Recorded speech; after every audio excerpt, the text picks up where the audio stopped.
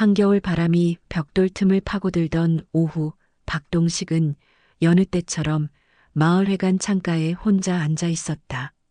커피 한 잔도 없이 낡은 의자에 허리를 반쯤 기대어. 그 의자는 그가 마을에서 교육 실패자로 불리기 시작한 이래 거의 그의 유일한 자리가 되었다. 박 선생, 오늘도 일찍 오셨네요. 지나가던 주민이 건넨 말. 인사는 맞지만 선생이라는 호칭 뒤에 어딘가 미묘한 거리감이 있었다.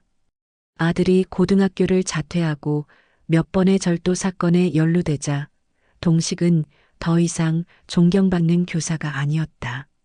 아니, 동네 사람들 눈엔 마치 아들이 도둑질이라도 가르친 양, 그 역시 범인이었다. 그날도 동식은 수첩을 펼쳐놓고 몇 자 끄적였다. 부모는 아이의 인생을 대신 살아줄 수 없다. 하지만 실패의 무게는 온전히 부모의 몫이다. 그 문장을 적고 그는 한숨을 내쉬었다. 30년 교직 생활, 수많은 학생을 가르치며 칭찬을 들었던 시간은 이제 그의 과거 속에서 빛을 잃어가고 있었다. 무엇이 문제였을까? 너무 방임했나 아니면 너무 몰랐나? 이따금 전화가 울려도 받지 않는다. 누구의 전화든 사정이야 뻔했다. 그때였다. 회관문이 삐걱 열렸다. 허름한 잠바를 입은 남자가 조심스레 들어왔다. 눈가에 주름이 진 어디서 본 듯한 얼굴. 그는 주변을 두리번거리다가 동식과 눈이 마주쳤다. 혹시 박동식 선생님 맞으시죠? 동식은 조심스레 고개를 끄덕였다. 저 예전에 동네 학교 다니다가 중퇴한 정만수입니다. 혹시 여기서 애들 공부 좀 가르칠 수 있을까요? 애들이요? 우리 집에도 학교를 안 다녀요. 말도 안 들어요. 그런데 선생님은 뭔가 다를 것 같아서요. 그냥 조용히라도 가르쳐 주시면 안 될까요? 동식은 한동안 말이 없었다. 다시 아이들? 다시 교육? 그 순간 마음 한구석에서 불씨 하나가 피어나는 느낌이 들었다. 아직도 가르칠 수 있을까가 아니라 다시 배우게 할 수 있을까? 라는 질문이 그의 가슴을 쳤다. 정씨 말대로라면 나도 내 아이 못 가르쳤어. 그거 알아? 그래도 누군가는 시작해야 하지 않겠습니까? 창밖엔 어느새 눈이 흩날리고 있었다. 동식은 천천히 자리에서 일어났다. 낡은 의자의 삐걱거림이 오랜 침묵을 깨뜨리는 소리처럼 울렸다. 한두 명부터라도 모아봐요. 근데 조건이 있어요. 조건이요? 아이들에게 책을 던져주기 전에 우리가 먼저 다시 배워야 해요. 부모로서 뭘 잘못했는지. 그거 없이 참교육은 없어요. 정만수는 말없이 고개를 끄덕였다. 눈빛 속에 희미한 불씨가 하나 동식의 마음속 불씨와 맞닿았다. 그리고 그들의 작은 야학은 그렇게 시작되려 하고 있었다. 마을회관 옆 빈 창고. 원래 농기계 몇 대가 들어있던 그 자리는 일주일 만에 긴 의자 몇 개와 허름한 칠판 하나가 들어서며 변신했다. 창고라고 부르기엔 초라했고 교실이라고 부르기엔 어색했다. 하지만 동식은 알았다. 교육은 벽이 아니라 사람 사이에서 시작된다는 것을. 그날 저녁 첫 야학이 열렸다. 오늘 몇 명이나 온다고 했죠? 정만수가 긴장한 듯 물었다. 셋이요. 다들 사연 있는 집 아이들이래요. 하나같이 학교에 적응 못한 애들. 선생님, 무슨 교재라도? 없어요. 오늘은 교재보다 중요한 걸 먼저 해야 해요. 오후 6시 40분 무릎에 구멍이 난 바지를 입은 남학생 하나가 고개를 푹 숙이고 들어왔다. 뒤따라 퉁명스럽게 담배를 던지듯 끄고 들어온 아이, 그리고 헐렁한 후드티에 이어폰을 한쪽만 낀 채 천천히 들어온 소녀. 각자 눈도 마주치지 않고 구석으로 향했다. 정만수는 어색한 미소로 아이들을 맞았지만 아이들은 아무런 말도 하지 않았다. 그때 박동식이 천천히 입을 열었다. 오늘은 수업 없습니다. 대신 질문 하나만 던질게요. 아이들이 동시에 눈을 들었다. 당신은 왜 여기 왔습니까? 질문은 조용했지만 단단했다. 그 말은 아이들보다 어쩌면 정만수와 자신에게 던진 말일지도 몰랐다. 한참의 침묵. 그러다 구멍난 바지를 입은 소년, 영태가 먼저 입을 뗐다. 엄마가 오라 했어요. 안 오면 내내 문 잠근다고 협박해서요. 그럼 영태는 오기 싫었겠네요. 당연하죠. 공부 같은 거 질렸어요. 어차피 해봐야 뭐. 그 말에 동식은 고개를 끄덕였다. 좋아요. 그럼 넌 이곳을 공부하는 데 쓰지 않아도 돼. 다만 여기 있는 사람들 앞에서는 내가 왜 그렇게 말하는지 그 이유는 한 번쯤 말해줘야 해. 또 침묵. 소녀가 손톱을 깨물며 말했다. 난 그냥 조용한 데가 필요했어요. 집도 시끄럽고 밖도 불편하고 그냥 여기 조용하다고 해서. 이름이? 한서영. 동식은 메모지에 적었다. 한서영 조용함을 원함. 그것은 교재보다 훨씬 중요한 정보였다. 그리고 마지막으로 남은 소년. 담배 냄새가 옅게 풍기는 그가 비웃듯 말했다. 난 그냥 궁금해서요. 우리 엄마가 그 교사도 자기 아들 망쳤다고 욕하길래. 대체 어떤 인간인가 보려고요. 정적이 흘렀다. 정만수의 얼굴이 굳어졌고 동식은 잠시 고개를 끄덕였다.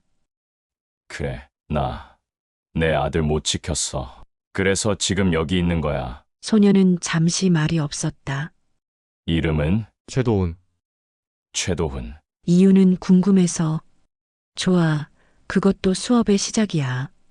그날 첫 야학은 그렇게 끝났다. 책도 수식도 문장도 없었다. 대신 각자의 이유가 모여 있었다. 상처에서, 결핍에서, 불신에서 피어난 이유들. 그리고 박동식은 느꼈다. 아이들을 가르치려면 먼저 그들의 이유를 경청하는 것부터 시작해야 한다는 것을. 수업이 끝나자 아이들은 아무 말 없이 돌아갔고 정만수가 조용히 말했다. 선생님, 오늘 뭐라도 가르치셨나요? 박동식은 고개를 돌리지 않은 채 답했다. 그래요. 오늘 아이들이 말문을 열었어요. 그게 첫 번째 수업이에요. 창고 밖엔 어둠이 내리고 있었지만 내부의 희미한 전등 불빛만큼은 꺼지지 않았다. 야학 둘째 날. 박동식은 회관 창고 문을 열며 잠시 망설였다. 어제 아이들이 남기고 간 빈자리 하나하나가 눈에 밟혔다. 그들은 여전히 차갑고 조심스러웠지만 그 속엔 미세한 균열이 있었다. 말문을 연다는 건 그 틈으로 희망이 스며든다는 뜻이었다. 정만수는 벌써 와 있었다. 보온병에 커피를 담아왔고 어색한 미소로 말했다. 선생님, 오늘은 애들이 또 올까요? 안 와도 괜찮아요. 중요한 건 언제 올지 모르는 아이를 위해 불을 켜두는 일이에요. 그때 문 앞에 택배 봉투 하나가 조용히 놓여 있었다. 발신자 주소도 없고 단지 노란색 봉투 하나. 동식은 조심스레 봉투를 열었다. 안에는 손편지 한 장이 들어 있었다. 박동식 선생님께 그때 저는 너무 어렸어요. 선생님이 저한테 말없이 눈물을 보였을 때 그게 무슨 의미인지 몰랐어요. 지금은 조금 압니다. 그게 사랑이었다는 것을. 저는 아직 괜찮은 사람은 아니에요. 하지만 다시 배우고 싶습니다. 그 교실 저도 들어가도 될까요? 밑에는 익숙한 이름이 적혀 있었다. 정태호 드림. 박동식의 눈동자가 흔들렸다. 정태호. 15년 전 학급에서 가장 다루기 힘들었던 아이. 폭력, 가출, 음주까지 그러나 누구보다 따뜻했던 아이. 그 아이가 고등학교 졸업도 못한 채 사라졌던 날, 동식은 자신이 진정 교사였는지를 묻기 시작했었다. 정만수 씨, 우리 의자 하나 더 준비해야겠어요. 새 학생이 옵니까?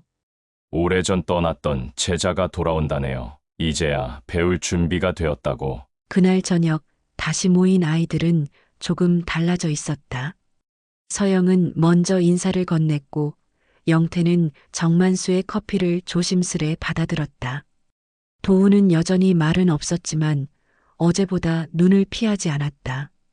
오늘은 진짜 수업 하나 해볼까 합니다. 칠판에 박동식이 단어 하나를 적었다. 신뢰, 신뢰는 믿음이 아니라 기회를 주는 것입니다. 누군가를 다시 믿어볼 기회를 갖는 것. 그리고 그가 정태호의 편지를 읽기 시작했다. 아이들은 말없이 귀를 기울였다. 그런데 이 편지를 쓴 사람은 선생님이 아니라 학생이에요. 이 아이는 어른이 되어 다시 배우고 싶다고 말합니다. 자, 여러분은 누군가에게 다시 배워보고 싶었던 적이 있었나요? 잠시 침묵.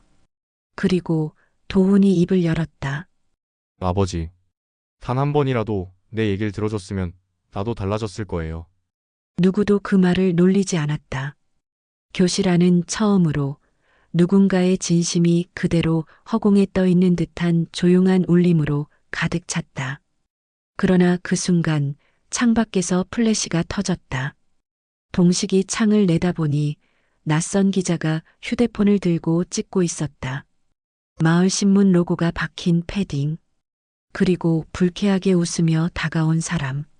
선생님, 혹시 여기서 비인가 교육 진행하시는 건가요? 정만수가 서둘러 다가와 막으려 했지만 이미 기자는 사진을 몇 장 찍은 뒤였다. 우리 신문사, 요즘 이런 교육 실패자 야학 같은 특집 좋아하거든요. 박동식은 기자를 바라보며 차분히 말했다. 제발 그 단어는 쓰지 말아주세요. 실패자는 없습니다. 우린 단지 다시 배우는 중입니다. 박동식은 마을 회관문에 붙은 공문을 한참 바라보고 있었다. 무단시설 사용 및 불법 교육행위 금지. 날짜와 도장이 또렷했다. 회관은 더 이상 그들의 교실이 아니었다. 정만수가 뒤따라왔다. 선생님 회의 없이 이렇게 갑자기 너무하네요. 동식은 말없이 고개를 저었다. 익숙했다. 사람들은 언제나 문제의 뿌리를 뽑기보다 불편한 존재를 밀어내는 걸 선택했다. 그리고 자신은 이제 그 불편한 존재였다. 그날 저녁 야학은 열리지 않았다. 대신 아이들 셋은 공터 벤치에 모여 앉아 있었다. 하늘은 어둑했고 가로등 하나가 삐걱거리며 빛을 흘렸다. 박동식이 손에 낡은 공책과 펜 몇 자루를 들고 나타났다. 오늘은 여기서 하죠. 여기요? 서영이 눈을 동그랗게 떴다. 도훈은 입꼬리를 비틀며 말했다. 이거 진짜 유랑 교실이네요. 어디서 하든 상관없어요. 우리가 계속하는 한 이게 교실이에요. 동식은 벤치에 걸터 앉으며 공책을 펼쳤다. 오늘은 기억에 대해 써봅시다. 잊고 싶은 기억, 붙잡고 싶은 기억, 그 사이 어딘가에 있는 이야기. 아이들은 말없이 펜을 들었다. 영태는 한참을 말이 없더니 짧게 썼다. 나는 옛날에 아빠랑 축구했던 날이 생각나요. 그땐 나도 아빠가 좋았던 것 같아요. 서영은 종이를 접어 조용히 가방 안에 넣었다. 그녀는 아무 말 없이 그저 눈을 감았다. 그 순간 동식은 알았다. 말보다 기억을 안고 있다는 것 자체가 용기라는 걸. 도훈은 한 줄도 쓰지 못했다. 대신 펜을 툭 놓고 말했다. 이딴 거 쓴다고 뭐가 달라져요. 안 써도 돼. 그 대신 묻고 싶네요. 내 기억 속에 누군가 진심으로 널 들어준 적이 있었니? 도훈은 대답하지 않았다. 하지만 그날 이후 그는 수업에 한 번도 빠지지 않았다. 그날 수업을 지켜보던 또 다른 눈이 있었다. 회관 옆 노점에서 붕어빵을 팔던 할머니였다. 그녀는 조용히 다가와 종이 봉지를 건넸다. 이 선생 옛날에도 그랬지. 맨날 저녁까지 학교에 남아서 아이들 기다렸어. 이젠 길에서 기다리네요. 그래도 아이들이 오잖아. 그게 배움이 아니면 뭐겠어. 그 붕어빵은 작고 따뜻했지만 동식에게는 작은 연대의 첫 번째 손길이었다. 마을회관 앞 게시판에는 큼지막한 종이 하나가 붙었다. 비인가 교육행위 중단 요청 주민협의 회의 개최 안내. 날짜는 이번 주 토요일 저녁 8시. 장소는 마을 회관 대회의실. 우릴 공식적으로 몰아내려는 거네요. 정만수가 쓰디쓴 목소리로 말했다. 교육 실패자 문제야. 불량 청소년 결국 다들 레이블만 붙이려고 해요. 박동식은 묵묵히 고개를 끄덕였다. 하지만 그 눈빛엔 미묘한 두려움이 서려 있었다. 그는 알고 있었다. 다시 한번 이 사회가 교육의 가치를 묻는 자리에 그를 세우려 한다는 것을. 야학이 시작될 시간이 가까워오자 아이들이 하나둘 모여들었다. 서영은 이전보다 조금 더 또렷한 눈으로 인사했다. 영태는 메모장을 들고 왔다. 하지만 도우는 오지 않았다. 늦나 보네. 정만수가 벤치 주변을 둘러봤다. 10분, 20분, 30분 아무 소식이 없었다. 연락 좀 해볼까요? 영태가 주섬주섬 핸드폰을 꺼냈지만 전원이 꺼져 있습니다. 라는 기계음만 돌아왔다. 박동식의 눈썹이 미세하게 떨렸다. 혹시 집에도 안 들어갔을까요? 그날 밤 도훈의 어머니에게 연락이 닿았다. 그리고 그녀의 목소리는 전화기 너머로 무너져 내렸다. 그 애 어젯밤부터 안 들어왔어요. 학교도 안 다니고. 이제 여기까지 나를 망신 주려고 작정했나 봐요. 그 목소리는 실종보다 체념에 가까웠다. 박동식은 곧바로 정만수와 함께 마을을 돌기 시작했다. 어둠 속 편의점, 페놀리터, 다리 밑 그가 있을 만한 곳을 모두 뒤졌다. 그 와중에도 도훈의 어머니는 한마디 덧붙였다. 선생이 뭘 알겠어요? 당신도 당신 아들 망쳤잖아요. 그 말에 동식의 걸음이 멈췄다. 얼어붙은 겨울 공기 속에서 오래전 아들의 모습이 떠올랐다. 형사 앞에서 울지도 않고 고개를 숙였던 그 아이. 그날 자신은 아무 말도 해주지 못했다. 그리고 다리 밑 작은 쉼터. 그곳에 도훈이 있었다. 후드 모자를 깊게 눌러쓰고 찢어진 점퍼를 뒤집어 쓰고 웅크리고 있었다. 도훈아, 동식이 조용히 다가갔다. 소녀는 흠칫 몸을 움츠렸다. 그냥 다 끝내고 싶었어요. 집도 여기서도 나 같은 애가 있을 곳이 없다고 생각했어요. 여긴 내 자리지. 동식은 단호하면서도 부드럽게 말했다. 너, 내 교실의 학생이야. 실패한 게 아니야. 지금 살아있으니까. 도훈은 한참을 고개 숙이고 있다가 작게 말했다. 죄송해요. 동식은 말없이 그의 어깨를 감쌌다. 그 순간 그도 모르게 눈물이 흘렀다.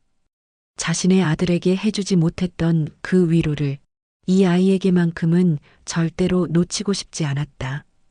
토요일 저녁 8시 마을 회관 대회의실. 탁자 위엔 회의 자료 몇 장과 커피 몇 잔이 놓여 있었고 가운데엔 비인가 교육 문제 해결 주민 간담회라는 편말이 걸려 있었다. 주민들은 눈빛부터 날카로웠다. 조용하던 마을에 아이들이 몰려들고 기자가 왔다 간 후로 이 야학은 단순한 공부방이 아닌 불안 요소로 여겨지고 있었다. 회의가 시작됐다. 저는 반대입니다. 첫 번째로 손을 든 이는 최 씨였다. 동식과 같은 세대, 같은 학교에서 근무했던 전직 교사였다. 학교에서 문제를 일으키던 애들을 왜 우리가 굳이 감싸야 합니까? 회관은 마을 모두의 공간입니다. 특정 목적에 차적으로 사용되는 건 옳지 않아요. 박 선생님, 마음은 알겠어요.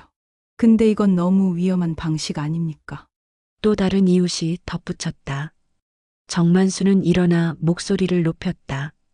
저도 아이를 잃었습니다. 아들이 저를 아버지라고 안 부른 지 2년이 넘었어요.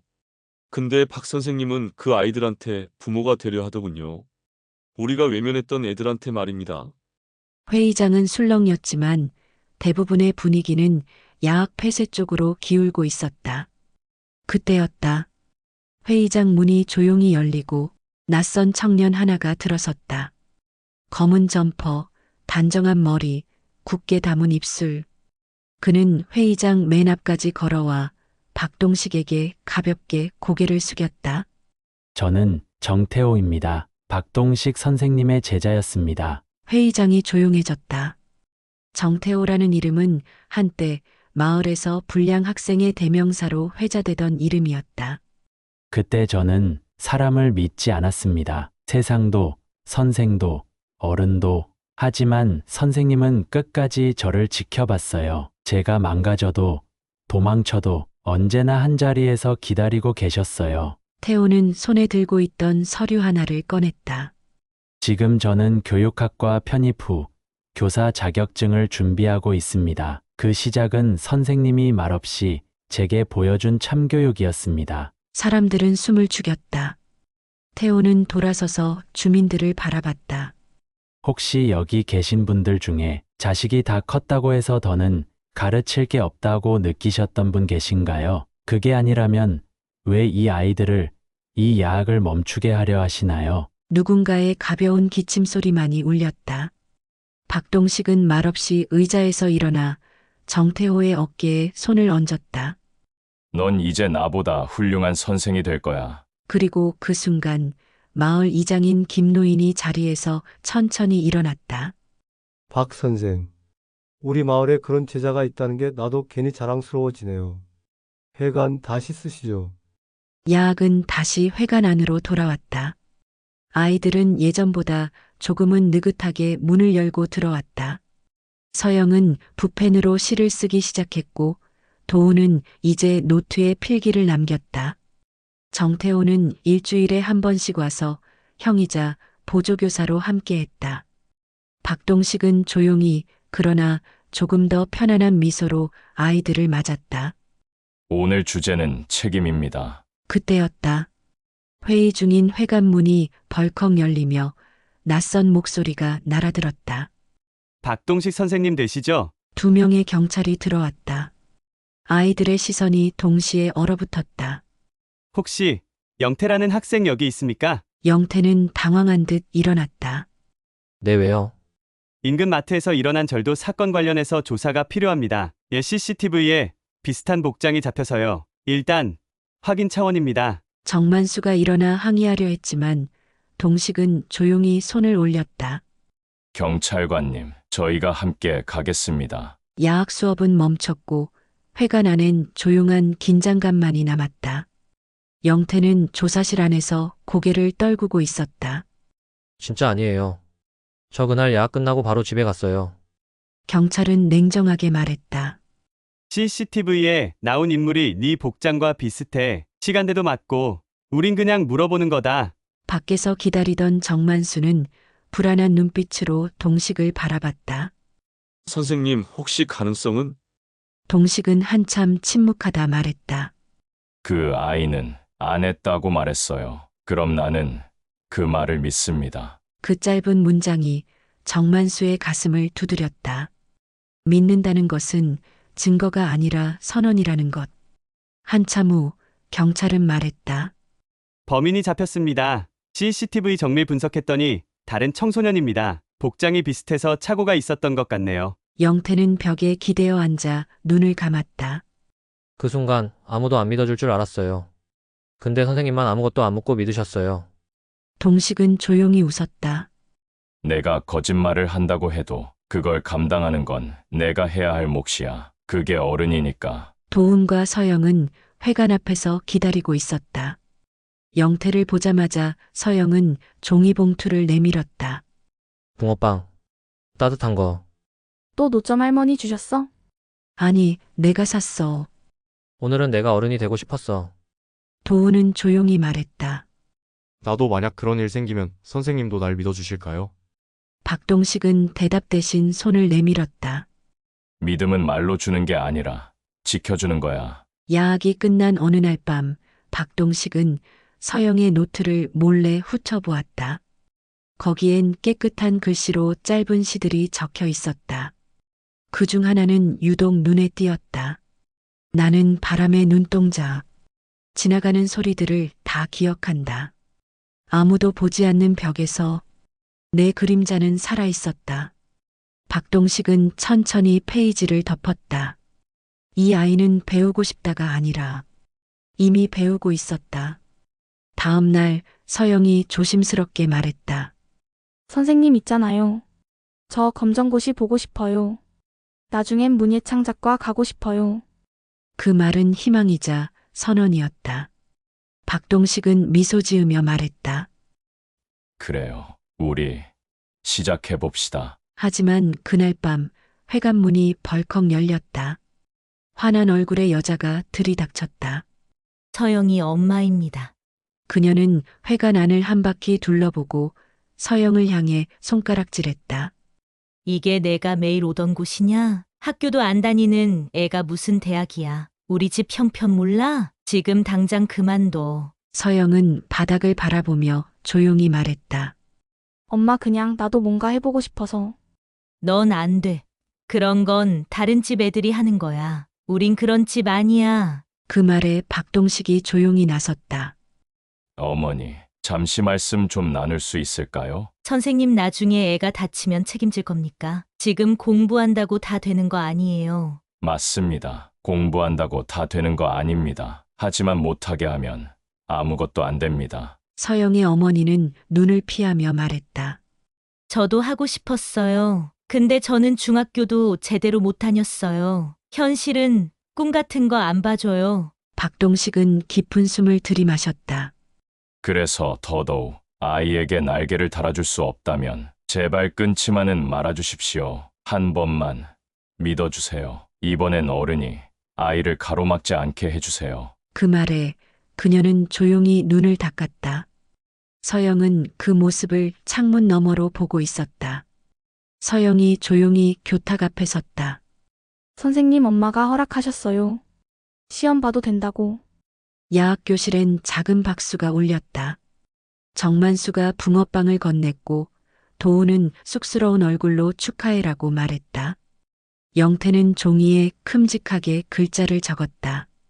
서영 누나 파이팅. 박동식은 칠판에 큰 글씨로 썼다. 배움은 허락받는 일이 아닙니다. 그저 용기 내는 일입니다. 그 교실 안에서 그날의 배움은 단 하나였다. 어른이 아이의 꿈을 가로막지 않을 때 비로소 진짜 교육이 시작된다는 것. 도우는 그날따라 말이 없었다. 야학이 시작되었지만 노트도 펴지 않았고 질문에도 짧게 대답할 뿐이었다. 그의 팔목 위엔 소매로 가려지지 않은 푸르스름한 자국이 있었다. 정태호는 그것을 먼저 눈치챘다. 도훈아 그거 어디서 다친 거냐? 그냥 넘어졌어요. 거짓말이었다. 태호는 자신도 그런 식으로 말했던 시절이 있었다. 가슴 안쪽 어딘가가 저릿하게 울렸다. 수업이 끝나고 박동식은 조용히 말했다.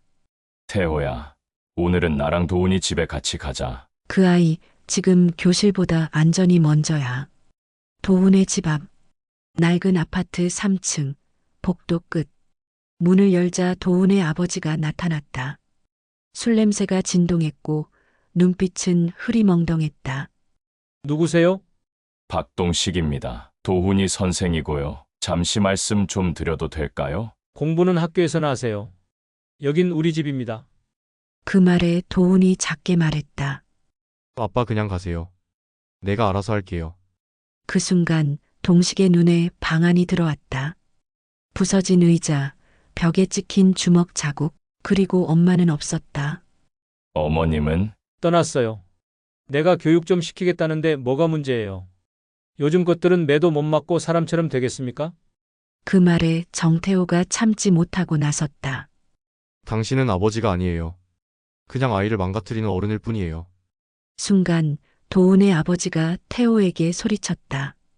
넌 뭔데 나한테 이래라 저래라야? 그러자 박동식이 천천히 태호 앞을 막아서며 말했다.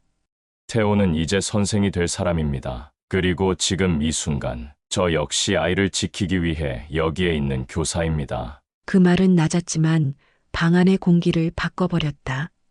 도훈은 아파트 문 앞에서 천천히 울고 있었다. 고개를 숙인 채 말했다. 선생님, 사실은 그날도, 그 전날도, 그 전전날도 맞았어요. 근데 아무한테도 말 못했어요. 박동식은 아이의 어깨에 손을 얹었다. 괜찮아. 지금 말했잖니. 말한 그 순간부터 너는 더 이상 혼자가 아니야. 정태호는 한참을 말없이 바라보다가 동식에게 조용히 물었다. 선생님, 저 아이들을 가르칠 자격이 있는지 모르겠습니다. 이렇게 약한 내가. 박동식은 고개를 저었다. 태호야, 내가 약하지 않았으면 오늘 도훈을 못 봤을 거야. 강한 선생은 머리로 가르치고 약한 선생은 가슴으로 가르친다. 그리고 가슴은 절대 잊히지 않아. 다음 날, 도훈은 야학교실에 붕어빵 봉지를 들고 왔다. 이거 서영 누나가 자주 사던 거예요. 나도 누군가 따뜻한 걸 주고 싶어서요. 그 순간 박동식은 칠판에 글씨 하나를 적었다. 교사는 아이의 상처를 발견하는 사람이다. 그 상처를 지워줄 수는 없어도 함께 있어줄 수는 있다. 비가 조용히 회관 지붕을 두드리고 있었다. 아이들은 각자 노트를 펼쳤지만 그날은 누구도 먼저 입을 열지 않았다. 박동식이 어딘가 달라 보였다. 서영은 먼저 말했다. 선생님 괜찮으세요? 박동식은 천천히 노트를 덮고 앞으로 걸어 나왔다. 그가 그렇게 아이들 앞에 선 것은 처음이었다. 오늘은 내가 말하려고 합니다. 내 얘기를. 교실은 숨소리조차 가늘어졌다. 내 아들은 고등학교 2학년 때 절도를 했습니다. 그리고 경찰서에서 조서를 받을 때 나는 아무 말도 하지 못했습니다. 정태호가 숨을 삼켰다. 도우는 고개를 들었고 서영은 펜을 내려놓았다. 나는 교사였지만 한 아이의 아버지로서 너무 작았어요. 아이 앞에서 고개도 들지 못했고 변명도 질책도 위로도 못했어요. 그날 이후 나는 교육이라는 말이 내게 어울리지 않는다고 생각했어요. 그의 눈가에 주름이 깊어졌고 목소리는 떨렸지만 분명했다. 그래서 나는 여러분과 함께 배우고 싶었던 겁니다. 처음부터 다시 말하지 못했던 그날로 돌아가고 싶어서. 교실 안에 고요한 시간이 흘렀다. 말없이, 그러나 분명히 아이들의 시선이 달라졌다. 그들은 박동식을 선생으로가 아니라 하나의 사람으로 보기 시작했다. 그날 수업은 거기서 끝났다. 그러나 마음속 무언가는 처음으로 열리고 있었다. 같은 시각 서영. 시험을 사흘 앞두고 서영은 시내 모의고사장을 다녀오는 길이었다. 버스 정류장, 사람들 틈, 그곳에서 한 남자가 눈에 들어왔다. 거칠어진 손, 주름 깊은 눈. 10년 넘게 보지 못했던 아버지. 서영아? 그 한마디에 서영은 발을 멈췄다. 너 아직도 공부 같은 소리 하냐? 아버지의 말투는 여전했고 그 말이 서영의 가슴에 단단한 돌멩이처럼 박혔다. 늦은 밤, 박동식은 서영이 적어놓은 종이 쪽지를 발견했다. 그 안엔 단 한 문장. 선생님 시험 안 보면 안 돼요? 그는 조용히 종이를 접었다. 그리고 그 종이 위에 덧붙여 썼다. 보고 싶은 마음이 있었다면 이미 넌 시작한 거야. 3월, 아직 이른 아침 공기가 서늘했다. 서울 외곽의 검정고시 고사장 앞. 서영은 손에 수험표를 꼭 쥔 채 문 앞에서 멈춰 서 있었다. 할 수 있을까? 이 문을 넘는다고 정말 뭐가 달라질까? 그녀의 뇌리엔 아직도 아버지의 말이 맴돌고 있었다. 너 아직도 공부 같은 소리 하냐? 말은 휘발됐지만 상처는 남았다. 그때였다. 서영의 핸드폰 진동이 울렸다. 길이 아니라 마음이 널 데려가는 거야. 가겠다는 마음만 있다면 걷지 않아도 이미 도착한 거란다. 그 한 문장에 서영은 천천히 발을 들여놓았다. 그리고 시험장 문이 닫혔다. 같은 시각 마을 회관. 정태호는 오늘 처음으로 혼자 수업을 맡았다. 박동식은 서영과 함께 시험장에 동행했기 때문이다. 칠판 앞에 선 태호는 분필을 잡은 손이 미세하게 떨렸다. 하지만 아이들은 낯설게 쳐다보지 않았다.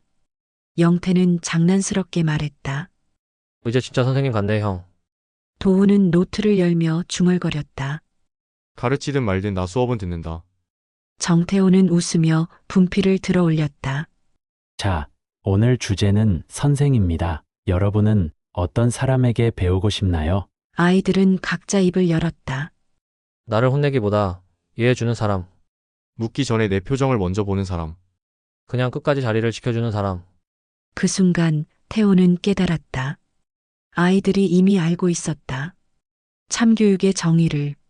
그 수업은 어쩌면 아이들보다 정태호 자신을 위한 수업이었는지도 몰랐다.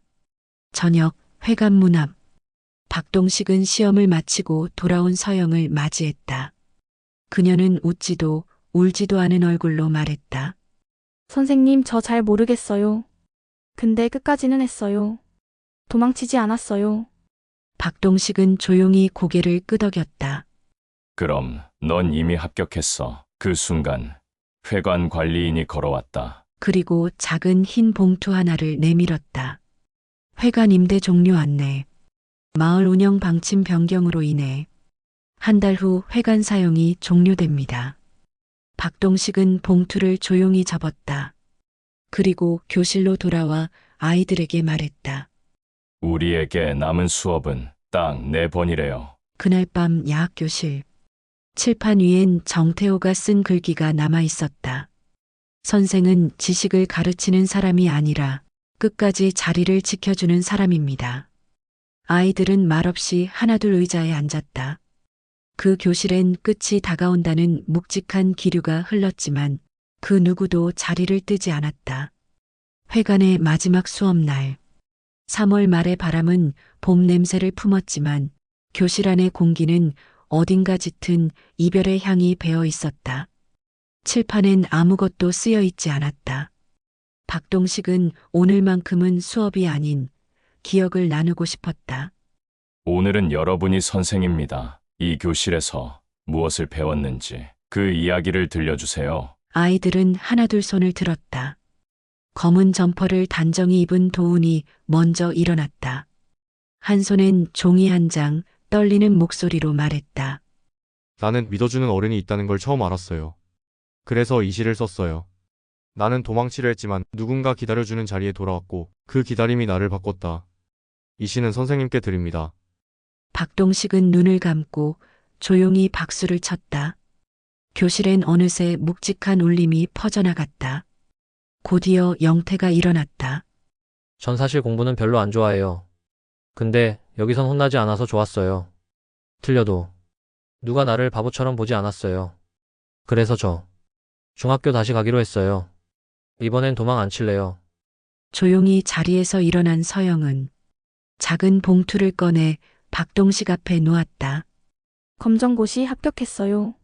모두가 숨을 멈췄고 그 다음엔 환호와 박수 그리고 눈물. 서영은 말했다. 선생님이 없었다면 저도 없었을 거예요. 제가 배울 수 있다고 말해준 건 선생님이 처음이었어요. 조용히 교탁 앞에 선 정태호. 저는 아직도 두렵습니다. 아이들을 가르치는 게 내가 또 누굴 놓치게 될까봐. 하지만 오늘 확신이 생겼습니다. 그는 칠판에 천천히 글씨를 썼다. 참교육이란 다시 사랑하게 하는 일이다. 마지막 박동식. 박동식은 아무 말 없이 칠판 앞에 섰다. 그리고 분필로 단 한 문장을 썼다.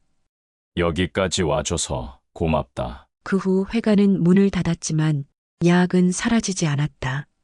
서영은 지역 문예창작학과에 합격해 첫 장편 소설을 쓰고 있다. 도훈은 청소년 시문학 공모전에서 입선을 받았다. 영태는 복학 후 농구부에 들어가 친구가 생겼다. 정태호는 정식 교사가 되어 지금도 아이들 앞에서 말한다. 가장 좋은 선생은 끝까지 기다리는 사람이다. 그리고 박동식은 지금은 작은 도서관에서 봉사하며 아이들을 기다린다. 교실은 사라졌지만 배움은 사람을 통해 살아간다.